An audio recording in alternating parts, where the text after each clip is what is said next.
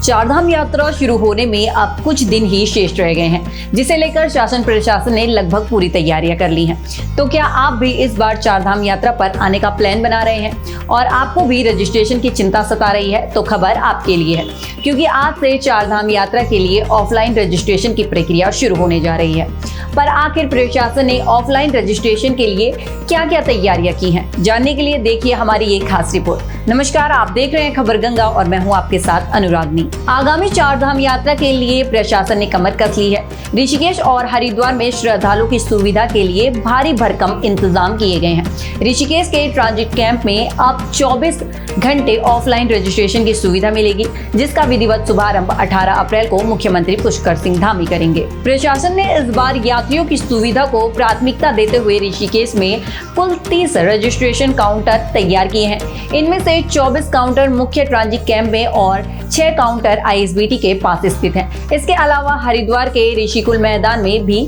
20 counter शुरू किए जा रहे हैं। सबसे खास बात यह है कि यात्रियों को कतार से बचाने के लिए 30 मोबाइल टीमें भी बनाई गई हैं।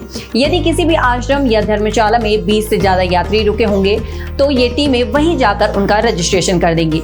पंजीकरण के लिए भारतीय नागरिकों के पास आधार कार्ड और विदेशी नागरिकों के पास पासपोर्ट होना अनिवार्य है, जिसके बाद ही बायोमेट्रिक सत्यापन और फोटो की प्रक्रिया पूरी की जाएगी। देखिए, आप जानते हैं कि 19 तारीख से कपाट खोल रहे हैं। उसी क्रम में एक स्पेशल यहाँ पे फैसिलिटी डेवलप की गई है, जिसमें 20 काउंटर्स दिए गए हैं और उन काउंटर्स में स्टाफ की तैनाती भी कर दी गई है। सभी जगह जो सुविधाएं देनी थी उसका काम चल रहा है। जो श्रद्धालु आएंगे उन सभी के लिए सफिशिएंट पीने का पानी की व्यवस्था हो, रजिस्ट्रेशन आराम से हो जाए, उनका टॉयलेट्स की व्यवस्था हो, और साथ ही यहाँ से आगे जाना है उनको चारधाम के लिए तो उसके लिए गाइड करने के लिए यहाँ पर टीम मौजूद रहेगी।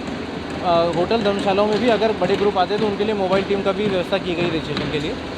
कुल मिला के प्रयास ये रहेगा कि रजिस्ट्रेशन की जो प्रक्रिया है वो आराम से चले, लोगों को कोई भी दिक्कत का सामना न करना पड़े। और इसी क्रम में मैं सभी श्रद्धालुओं से भी उनको स्वागत के लिए उनको आग्रह करता हूँ कि वो जनपद हरिद्वार में जो हमने ये फैसिलिटी क्रिएट करी है यहाँ आएँ और अपना रजिस्ट्रेशन कराएँ। देखिए, चारधाम यात्रा 19 तारीख को श्री गंगोत्री श्री यमुनोत्री जी के कपाट खुल रहे हैं, लेकिन हरिद्वार में कल से ही एक तरीके से हमारी यात्रा शुरू हो रही है, क्योंकि कल से रजिस्ट्रेशन शुरू हो रहा है। और इसमें ये रजिस्ट्रेशन काउंटर्स हैं 20, इसके अलावा होल्डिंग एरिया चमगादड़ टापू में। और यात्रा को दृष्टिगत रखते हुए 7 अस्थायी चौकियाँ, सीजनल चौकियाँ पुलिस द्वारा खोली गई हैं। 10 जगह टूरिस्ट पुलिस सेंटर बनाए गए हैं जो यात्रियों को गाइड करेंगे उनके हेल्प के लिए। इसके अलावा जो वाटर रेस्क्यू के लिए एक टीम एनडीआरएफ की 35 स्ट्रेंथ है उसकी, और 2 सब टीम एसडीआरएफ की डिप्लॉयड रहेंगी। और ट्रैफिक के लिए जो है डाइवर्जन प्लान एक तैयार किया गया है और बैसाखी के शाम पे और पिछले वीकेंड पे उसको ट्राई भी किया गया। ट्रायल रन 2-2 घंटे का हुआ और इसमें हमारी जो पार्किंग है उनको दुरुस्त करा गया है। वहाँ पे लाइटिंग व्यवस्था, टॉयलेट्स की व्यवस्था या पीए सिस्टम। और हमारा इसमें ये है कि जो वीकेंड्स होंगे, खासकर कुछ पर्व होंगे, तो उसमें ट्रैफिक में अतिरिक्त नफरी दी जाएगी। लेकिन इस पूरी व्यवस्था के बीच ही कुछ सवाल भी आते हैं कि क्या 105 कर्मचारियों का स्टाफ हजारों की भीड़ को संभालने के लिए पर्याप्त होगा?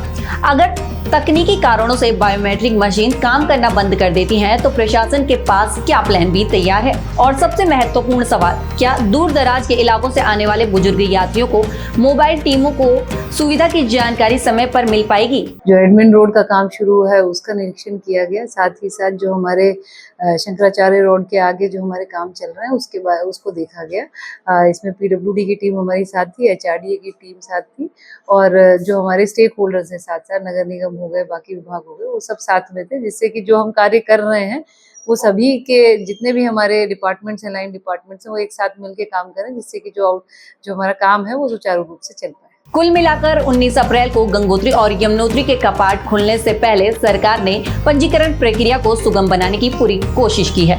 हरिद्वार से लेकर ऋषिकेश तक पेयजल, पंखे और बैठने की मूलभूत सुविधाएं सुनिश्चित की गई हैं।